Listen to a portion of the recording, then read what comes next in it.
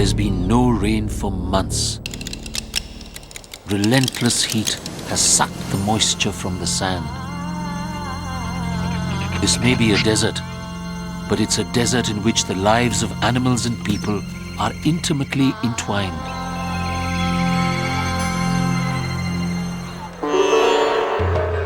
The desert city of Jodhpur, a city bustling with life.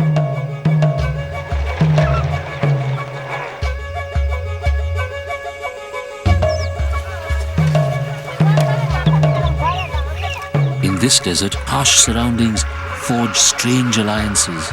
You never know what you'll find.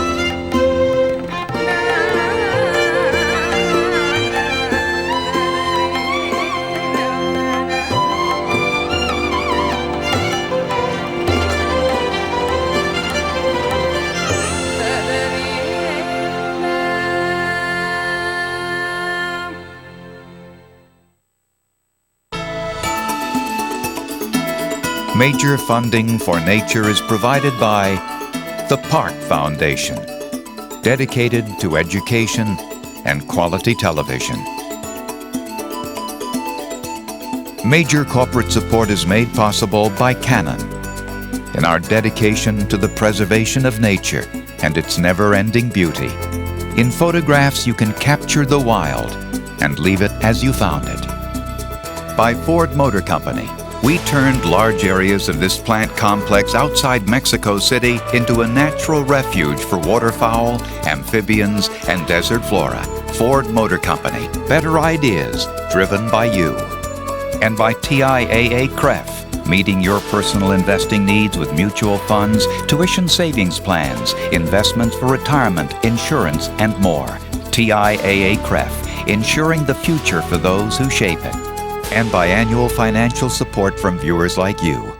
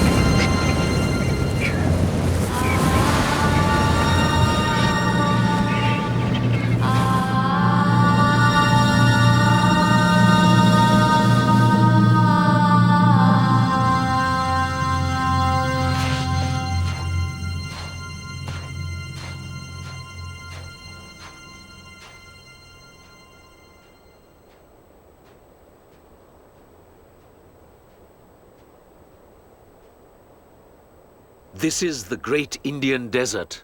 The Thar Desert, and it's cold this morning.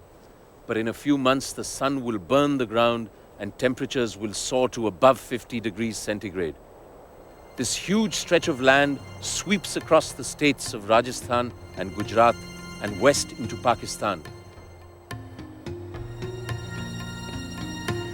It may not rain for years, but these sand dunes and the dry scrubland are home to a rich variety of wildlife.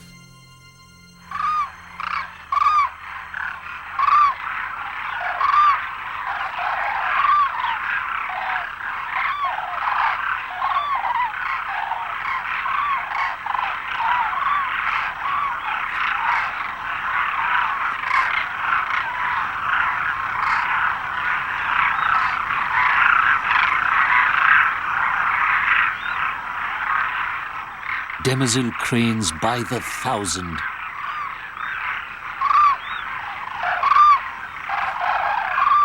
But what are they doing here?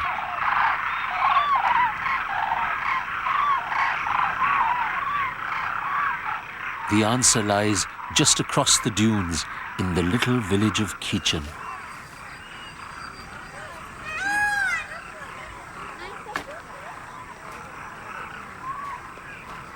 This may be a desert, but it's a desert in which the lives of animals and people are intimately entwined.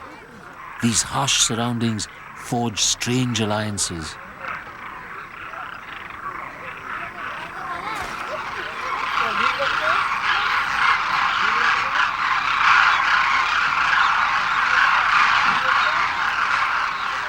This is what the birds have been waiting for.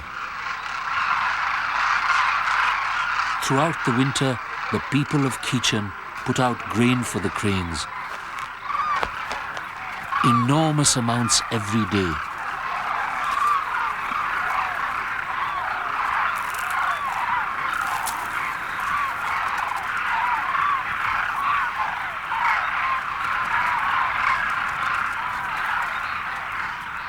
This extraordinary relationship started hundreds of years ago. In the beginning, it must have been a handful of demoiselle cranes being fed by the village. Today, thousands are welcomed and fed. But where do they all come from? They've traveled from their breeding grounds in Central Asia, thousands of kilometers over the sandy wastes of the Rajasthan desert to this tiny village of Khichen.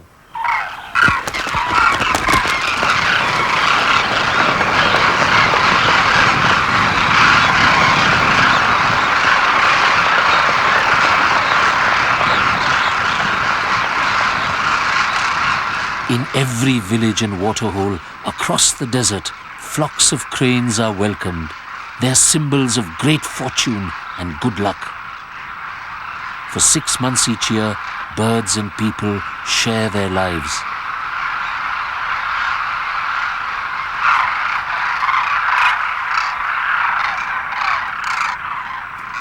In this desert, you never know what you'll find.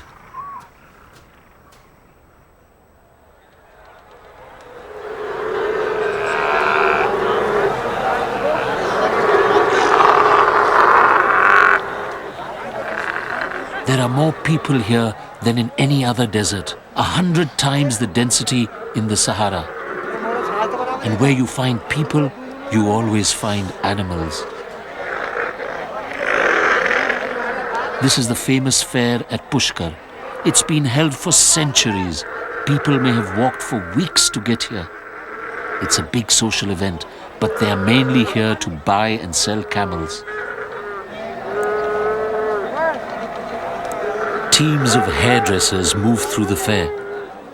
Every camel is clipped and trimmed, and they sport the latest in bridal wear to ensure that they look their best.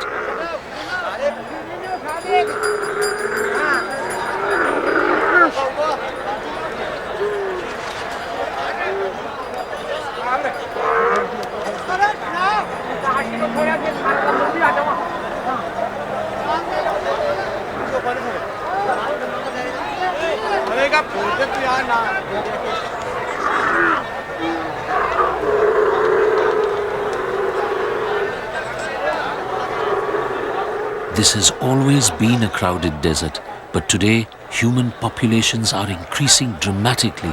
They are making new and unsustainable demands on its fragile resources.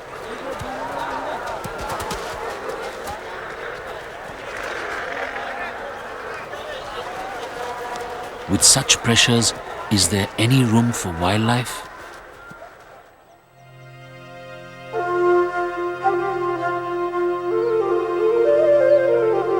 Animals that were once widespread are now found only in the dry grasslands at the desert's edge. These are blackbuck, most elegant of India's antelope. This is a sacred animal, and even a glimpse of it is considered auspicious. The chronicles of the Mughals tell of herds of tens of thousands.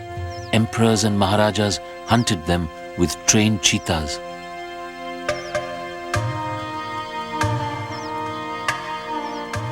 Today, the numbers are a shadow of what they once were.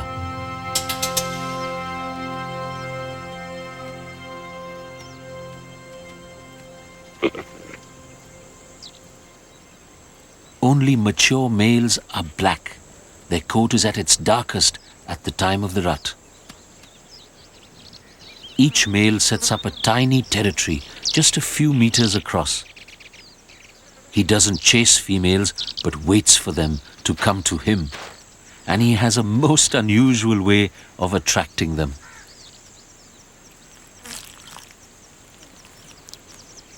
He produces a large pile of dung. This exotic cocktail of odors should prove an irresistible aphrodisiac.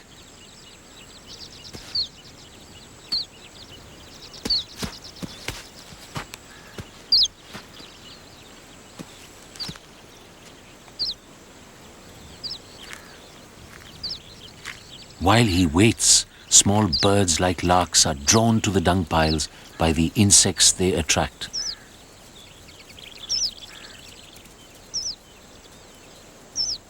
They in turn are a magnet for hunters like this harrier.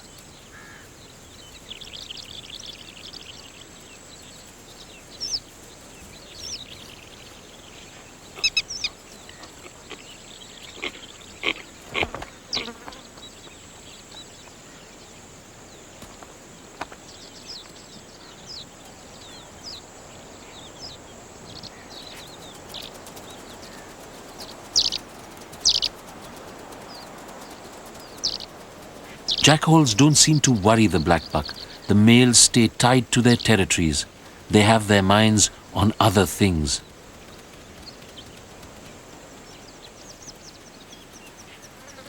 But the appearance of another hunter elicits a very different reaction.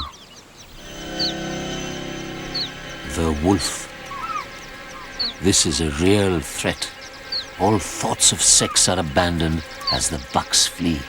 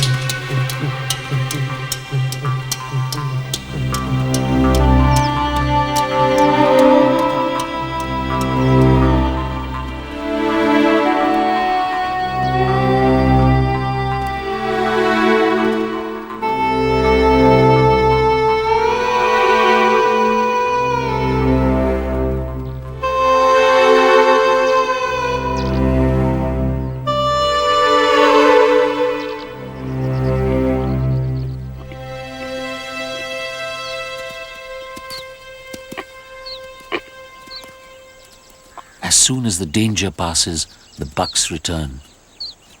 On their way back to their dung piles, they trespass on others' territories. Disputes break out all along the borders. Some go no further than strutting and posturing, but if females are about, this can become a fight.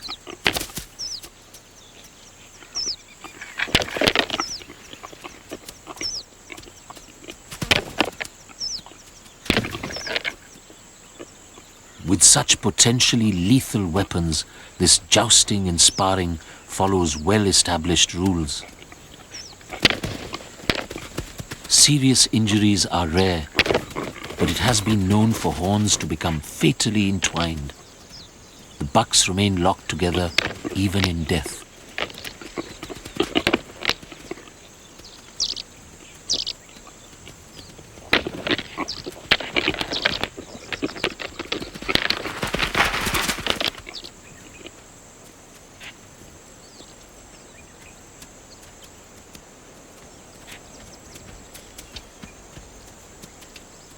Whatever the outcome, it's the female that decides where to bestow her favors.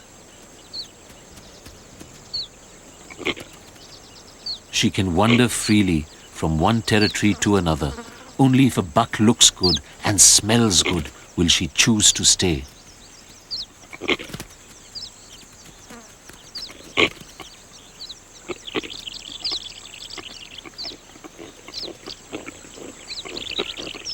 in a split second, it's all over.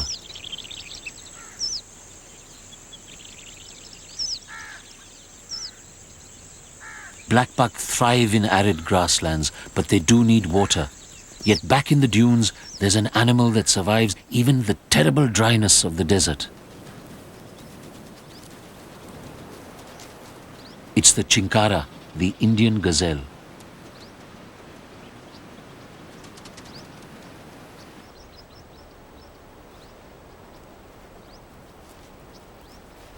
To survive here, the true desert dwellers like these Bishnoi people have had to develop a deep understanding of desert plants and animals.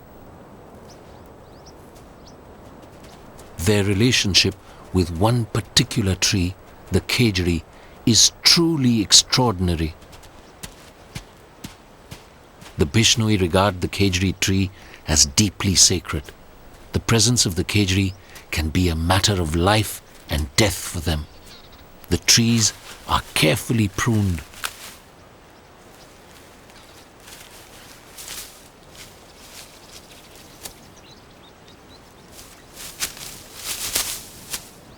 The fresh leaves provide vital fodder for animals in midsummer when there is nothing left to eat. The fruits of the tree are made into a nutritious vegetable dish, and if things become really desperate, the bark can be ground up into flour to make bread. It is truly a tree of life.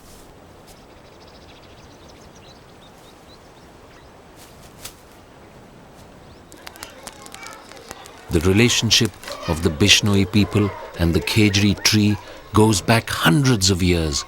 Their devotion and sacrifice to this tree is commemorated by Bishnoi priests in their temples. In 1730, at this very spot, more than 350 men, women and children were butchered trying to save the khejri tree. The local Maharaja ordered the trees to be cut down to build his palace. The Bishnois knew that this tree was vital to their survival.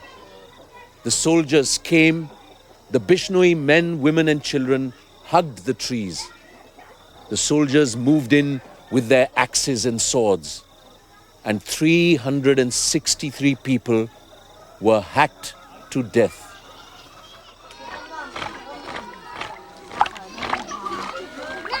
Today the Bishnoi are the true guardians of the desert. They are strict vegetarians. Their culture forbids the killing of any living thing.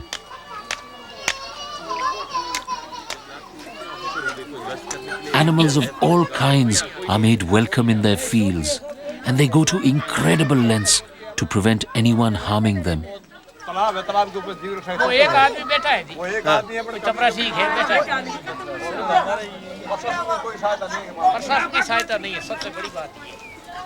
I'm sitting in a desert dwelling of the Bishnois.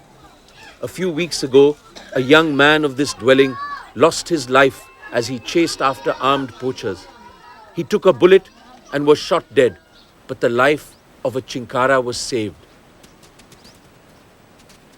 We may talk about making sacrifices for conservation, but where else would someone give their life for an animal? No wonder great tracts of land around Bishnoi dwellings have become a haven for desert wildlife.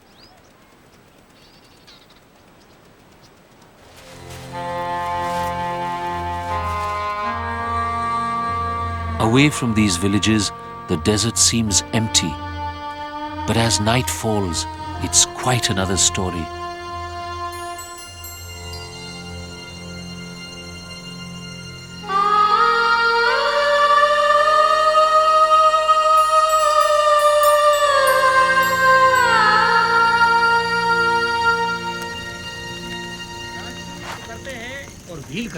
Rajput में मान गिनती के लोग हैं, मतलब 15 आदमी एक गांव के पूरे गांव बाकी कई राजपूत इस टाइम पे इनके नजदीक नहीं जाते।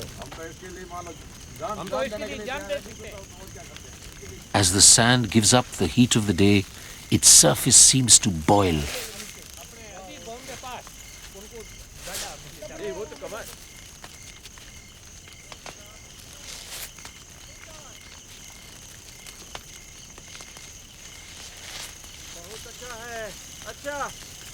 Beetles that have spent the day hiding from the burning sun pour out in the cool of the desert night.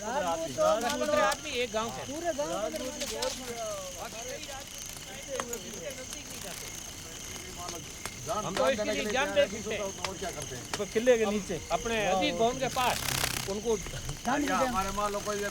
There are hunters here too, like the saw-scale viper, but the armor-plated beetles have nothing to fear from it. It's after warmer, softer prey, like gerbils. Rajput में मान गिनती के लोग हैं मतलब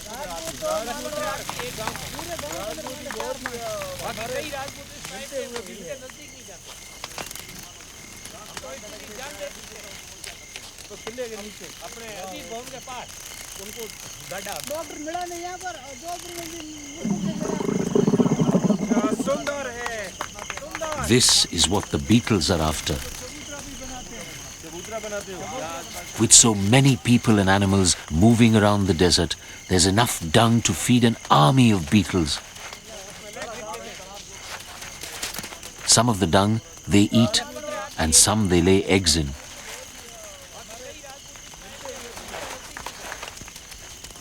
Rolling dung is hard work, but it doesn't pay to take a breather.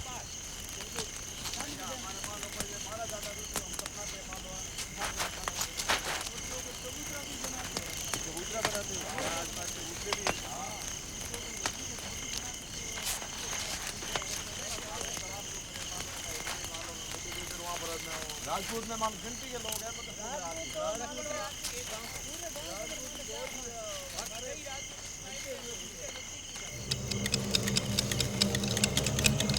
At night, you have to watch where you step. The dunes are crawling with scorpions.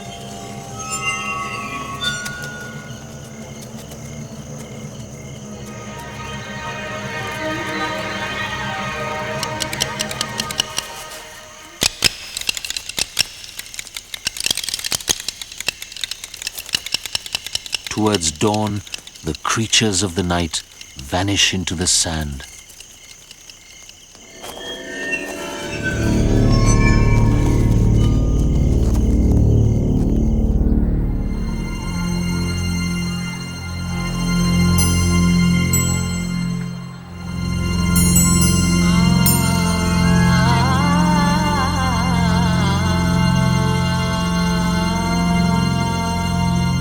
The desert city of Jodhpur, dominated by the massive Mehrangarh fort.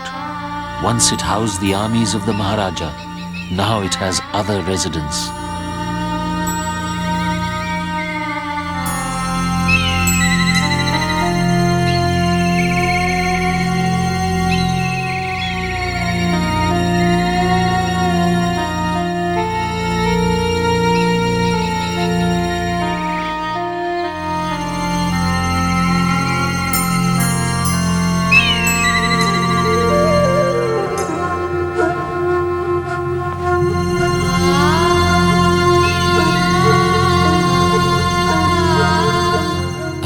Army patrols the ramparts.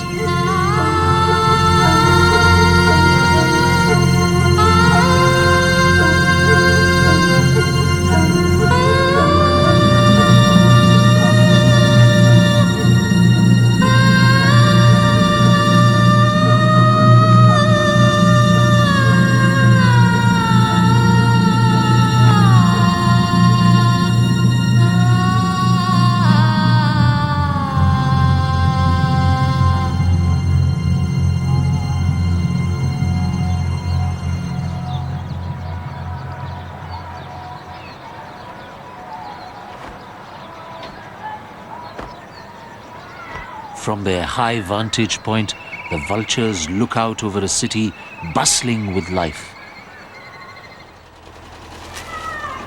For some animals, the presence of so many people in the desert is a godsend. Throughout the city and at the edges of the desert, large numbers of langurs live in troops. These young animals are running off with eggplants from a local farmer's field.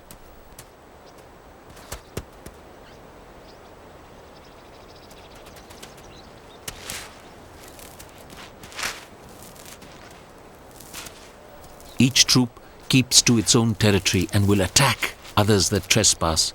The fields outside the city provide rich pickings, and the farmers have a terrible job keeping the langurs away. Although the langurs may be chased and cursed, they are never actually harmed. In fact, quite the opposite. The people consider the langurs to be the descendants of Hanuman, the monkey god, one of the legendary gods of the Hindu pantheon. It is considered very auspicious to feed the langurs. All around the city, the people make a daily pilgrimage to feed them. This bonanza sustains a huge population of langurs.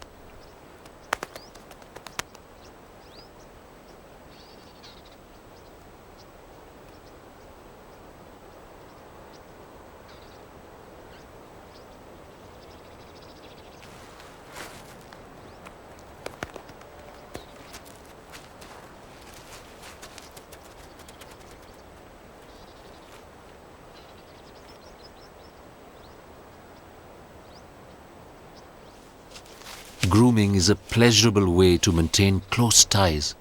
This is a social function which keeps harmony within the troop.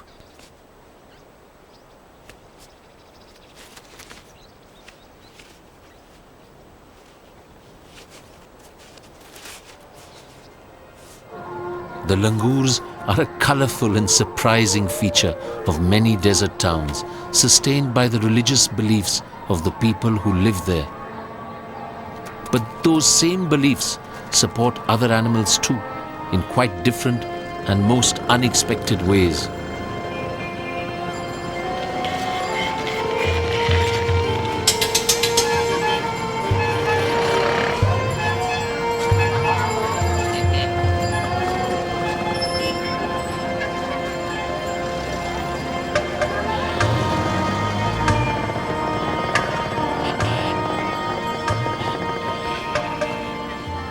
In the city of Jodhpur, the streets are full of working animals, horses and camels, elephants and oxen.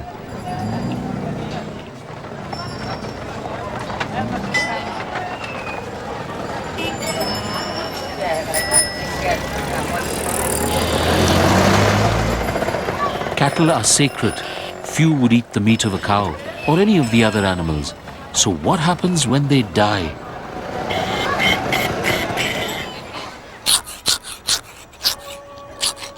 Each day, the dead are taken to the edge of the city.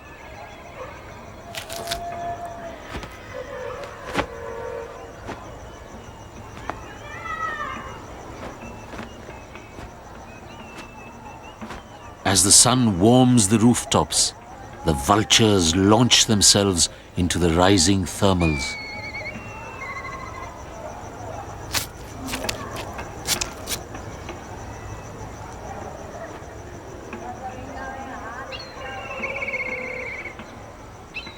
Few people will even touch a dead animal. Disposing of the corpse is the task of one small group of people, the chamars, with a little help from the vultures.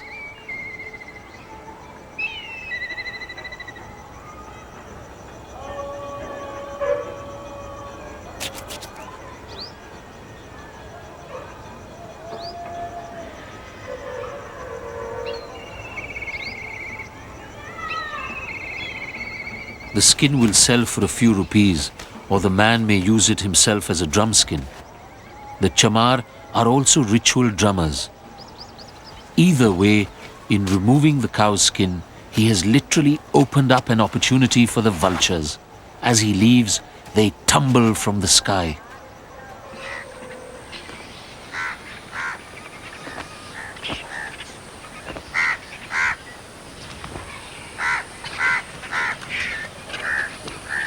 Without people and their livestock, the desert couldn't feed anything like this number of vultures.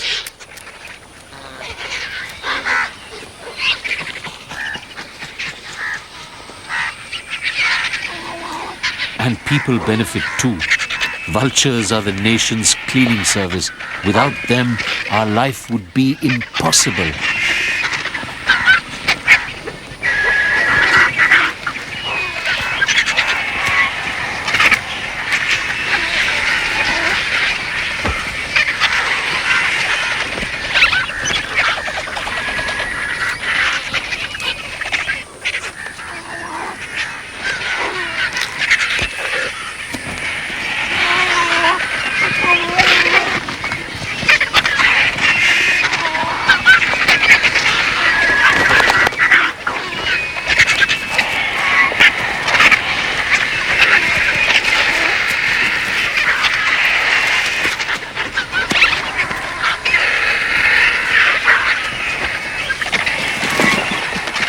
In just 20 minutes, the carcass is stripped to the bone.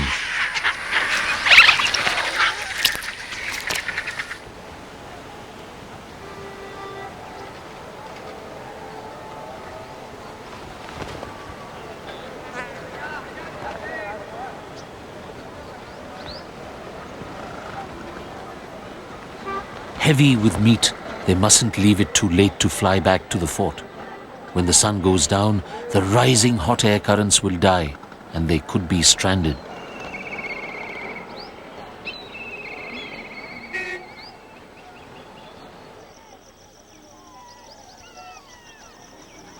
All across the desert, jackals welcome the coming of the night.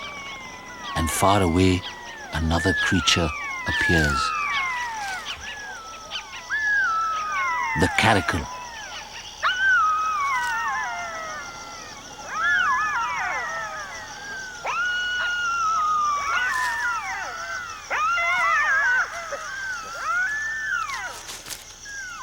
It waits until the last gleam of light has faded before venturing from its lair.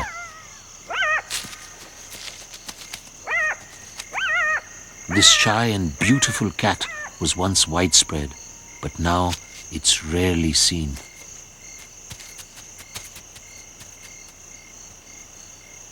It's a hunter of the night, but it doesn't pass up an opportunity to scavenge.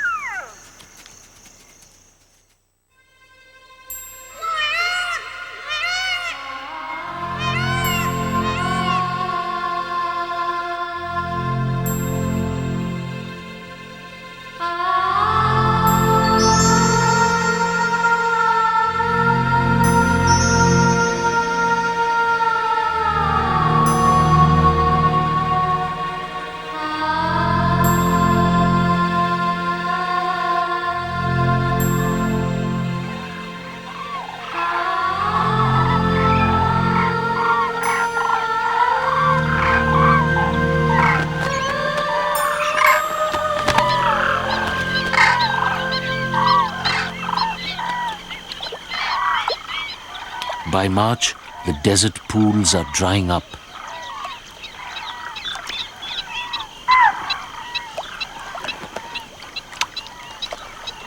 The cranes will soon be flying north, leaving the dwindling waterholes to others.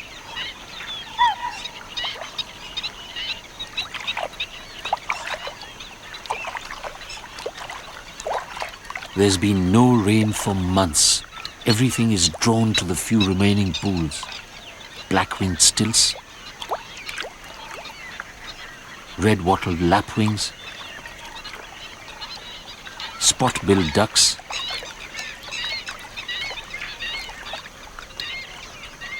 and the vultures.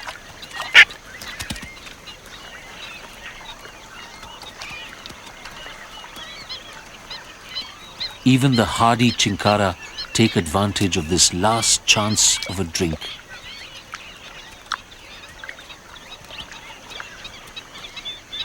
They mingle with blackbuck.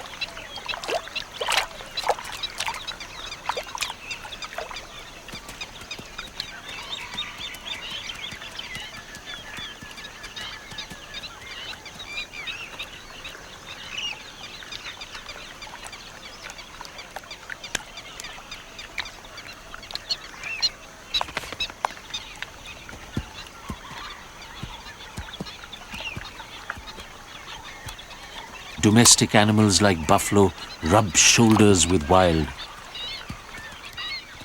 These are Nilgai, blue bull, largest of India's antelope. Desert people won't kill them, even though they can devastate their crops.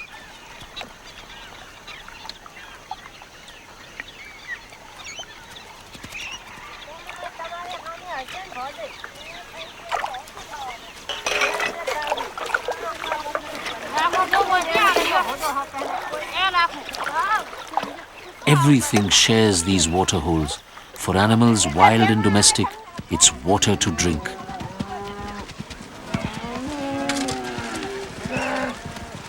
It's drinking water for people too, and the only place to wash clothes, pots and pans, and themselves.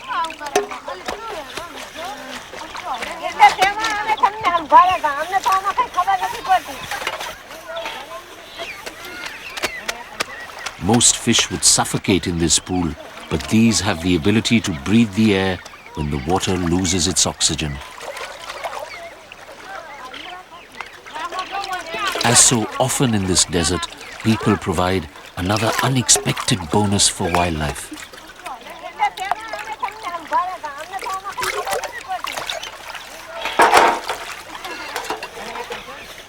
Soft-shelled turtles suddenly appear to help with the washing up.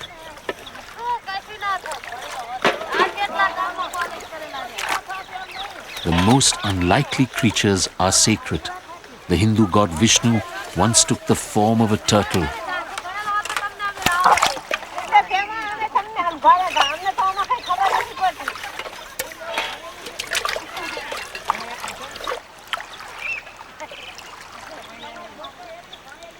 As the waterholes shrink, frogs become ever more concentrated. Easy pickings, you might think, for egrets.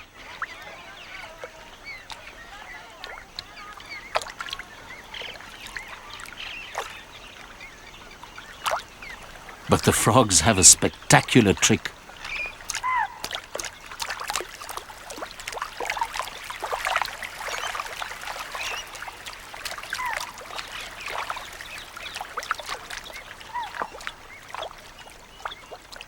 They race to the center of the pool where the water is too deep for the egrets to wade. So, to counter the frogs' ingenuity, the egrets try a new strategy.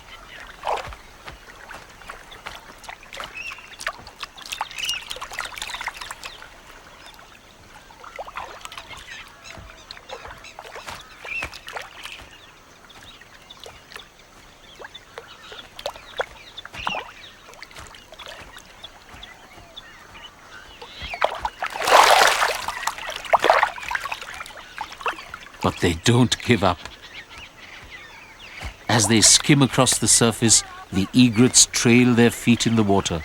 Perhaps this will panic the frogs into the open.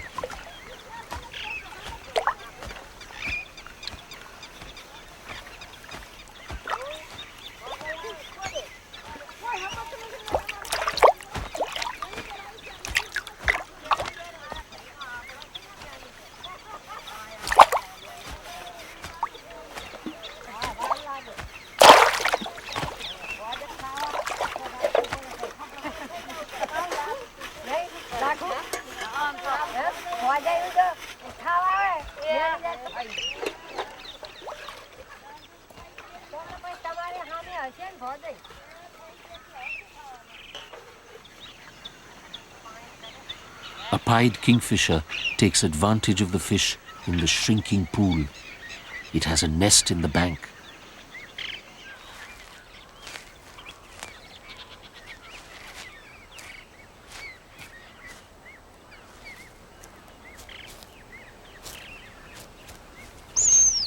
The water and the fish will soon be gone, but for now, the pickings are easy.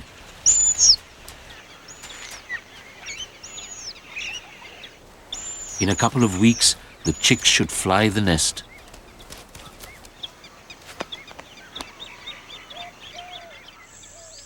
Under cover of darkness, other hunters will stalk the pool.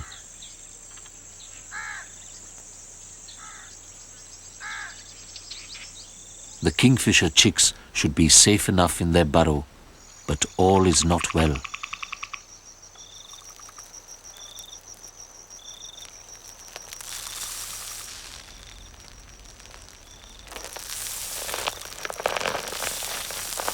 Relentless heat has sucked the moisture from the sand.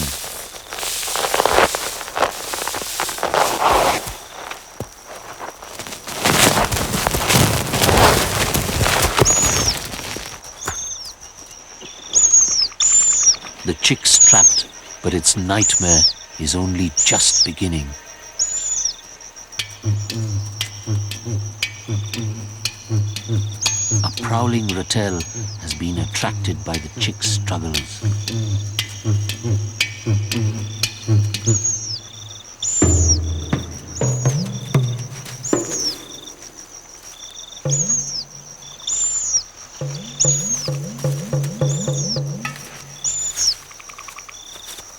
A baby kingfisher would go down well if it can shake it loose. The chick is out of reach, but the ratel hasn't given up.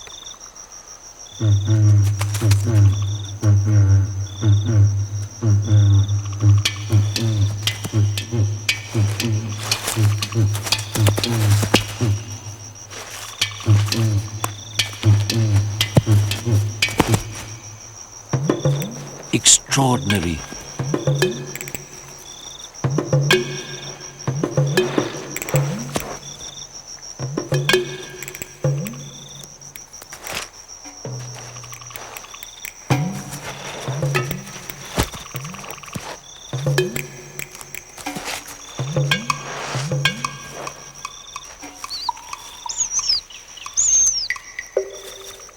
This is truly remarkable.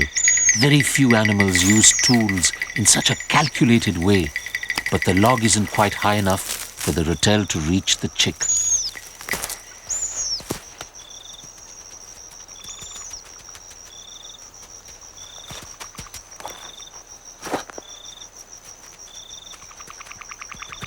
Perhaps another log will work better.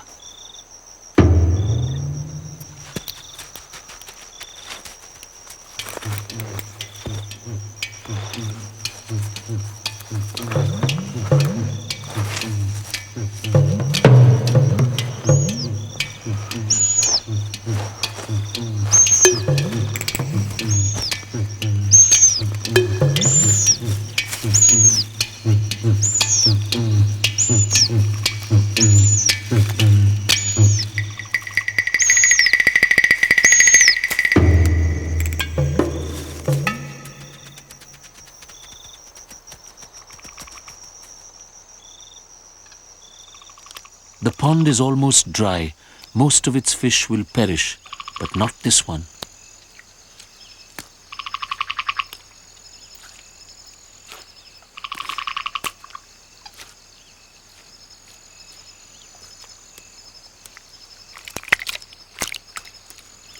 These climbing perch can survive out of water for more than 24 hours. As well as gills, they have air-breathing organs very like lungs.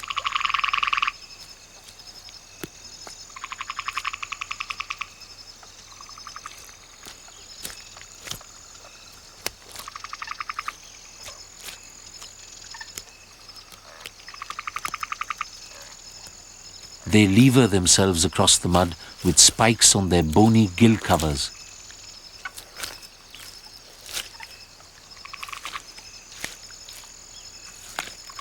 Many will die. If they are still in the open at daybreak, they will be easy pickings for predators. But a few will find a more permanent pond.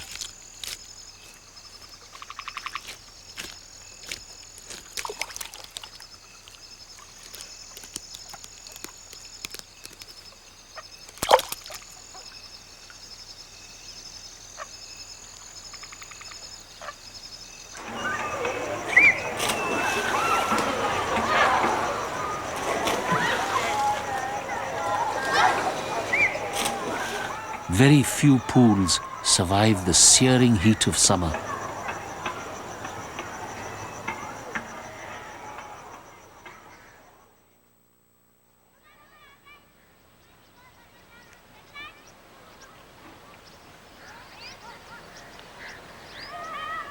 The swimming pool has become a cricket pitch.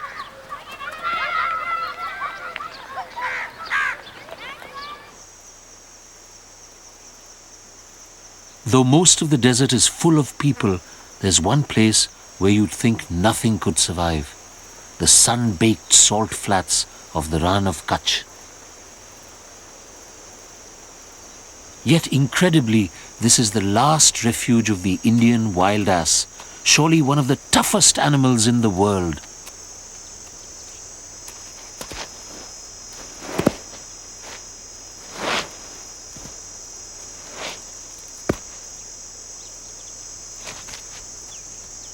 It hasn't rained for 7 months. There's not a drop of water here, yet the ass can survive on the scant moisture they glean from the leaves of succulent plants.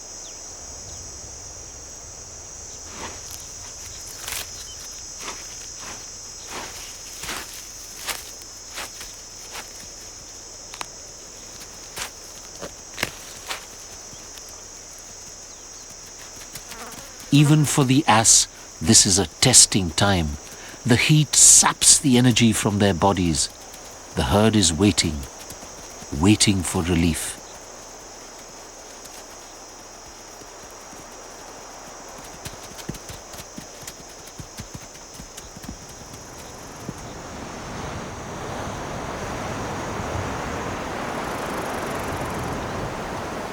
At the edge of the desert, the people have been waiting too. Now the gathering clouds tell them that their long wait is over. The monsoon has arrived.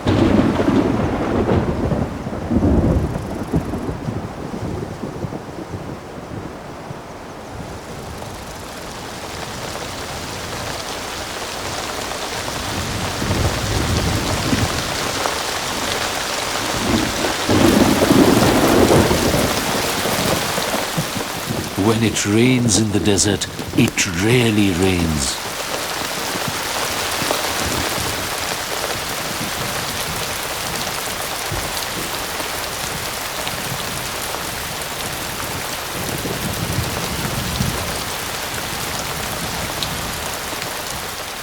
This is what the ass have been waiting for.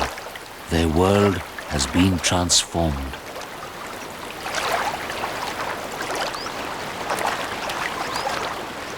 But the water and the greenery won't last long.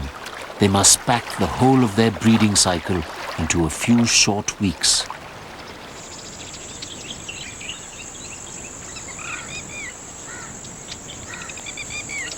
The mares give birth to foals conceived nearly a year ago, and almost at once they are ready to mate again.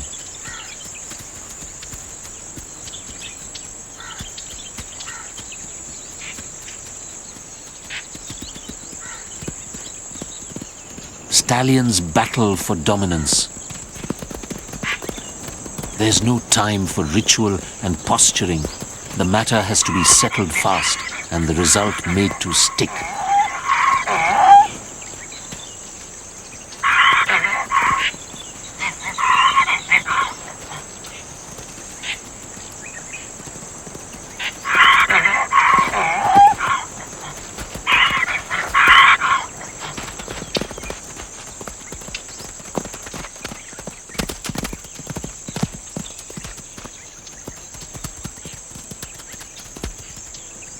Fights between stallions can be bloody, but for the victors, winning the females can be just as bruising.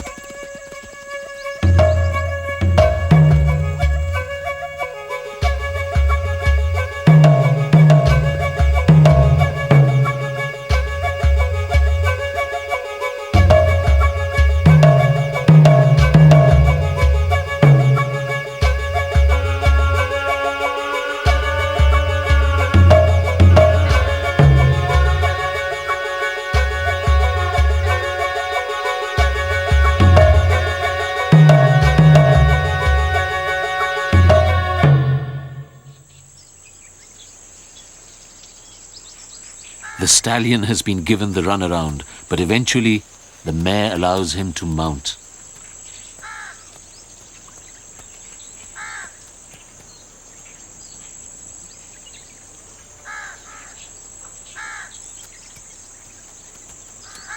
In 11 months' time, there'll be a new foal to take advantage of the monsoon's transient flush of green.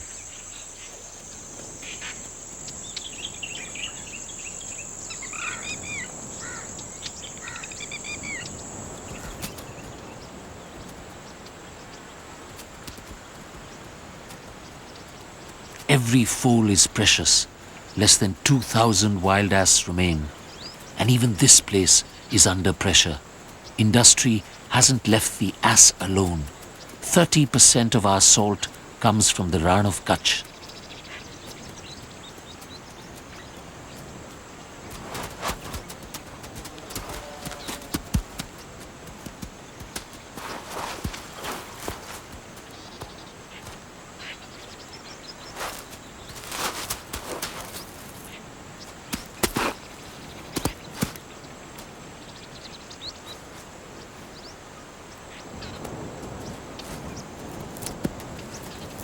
But the desert has one final surprise to spring.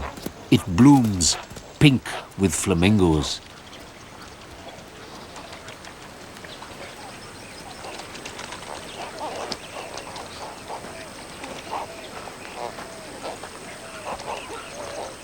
Thousands of flamingos flock to the Rann of Kutch every year.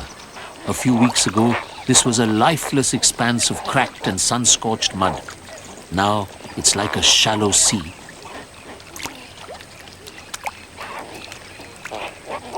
And it really is a sea, for the water isn't fresh, it's salty. The ocean has invaded the land. The fury of the Indian monsoon has blown the seawater over a vast area. It has encompassed thousands of square kilometers of desert, but it's a temporary sea.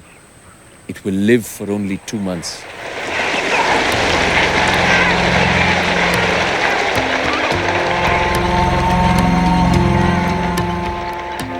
While the waters last, the flamingos will feast on a rich seafood cocktail.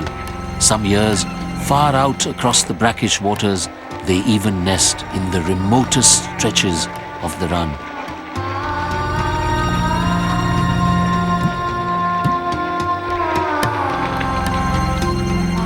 In this crowded desert kingdom, it's only the flamingos that have found a place beyond the reach of man.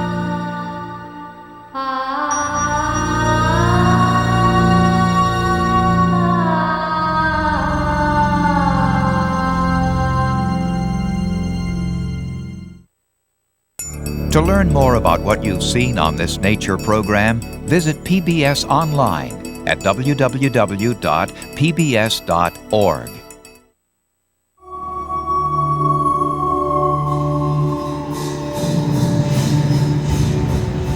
In the next program, we'll be in a different kind of desert. The cold desert of the Himalayas, where the icy peaks are some of the most inhospitable on this earth. But they still support a rich variety of life.